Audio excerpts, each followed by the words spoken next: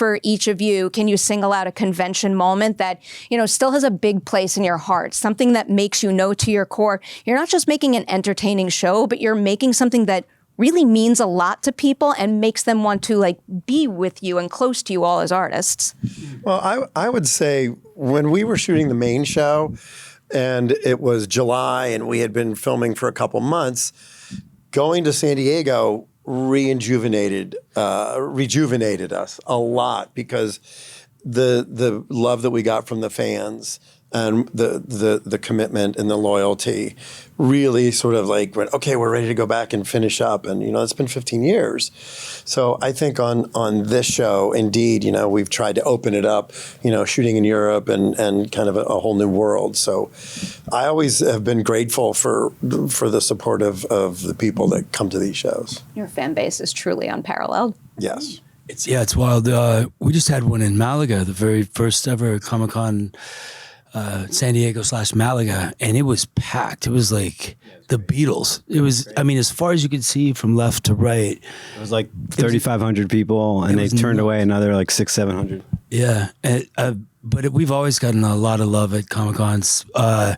But that Madison Square Garden event, when I rode the motorcycle up, I was terrified. And then they had a rainstorm that night, so they're bringing me back to the back, and the guy's screaming. He's like, "Be really careful. There's cardboard everywhere because of the wet feet." And I'm like, "Wait, what?" And and he's like, "Be careful." I'm like, "Where's the cardboard?" And he's like, 5, 4. And I was terrified. And to go up that, that was a sold out Madison Square Garden event. And I remember getting up to the top and looking at Steve and Jan, and he's like, "You did it." I was like, I was shaking. I was so nervous I was going to crash. Yeah, that was a special one too. Yeah, but we've always packed the house. We have really good fans, and people. They're definitely a part of us. I have a little intimate one. I haven't been around as long as these guys have, so but it's been amazing actually joining up and seeing the fan base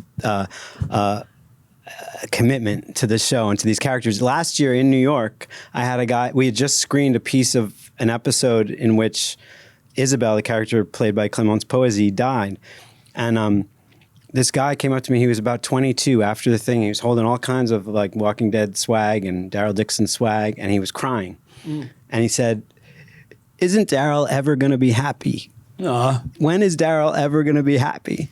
And it was really moving to me. It was really moving to me because he was so invested in the character and what Norman's done and what the show has done sort of around that it was one of those moments, I think, which is what you're asking about, where I was like, wow, this really means so much to a fan base that just is so invested in who these people are and what's going to happen to them and what's happening to them.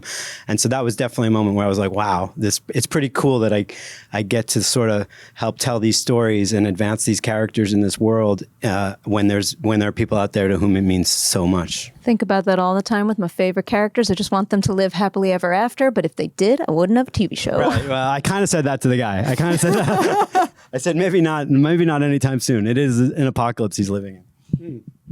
I have no memory. I can't. No, the thing that sticks out to me actually is before I was show running the show, I was some sort of writer producer on it. I don't know what my title was. Honestly, I don't. But it was season 2. I do remember that. And I was just sitting in the audience for the Walking Dead season 2 panel, and it was like, oh man, just seeing them talk about it and seeing what they showed, and I was like, man, I get to work on this show. I was a fan of the show the first season. I didn't work on the first season. I started the second season. So I don't know, being able to continue that, I don't know, fan thought, that fan space, that fan whatever, like that. I got to be a fan while working on the show and be psyched about getting to work that Monday.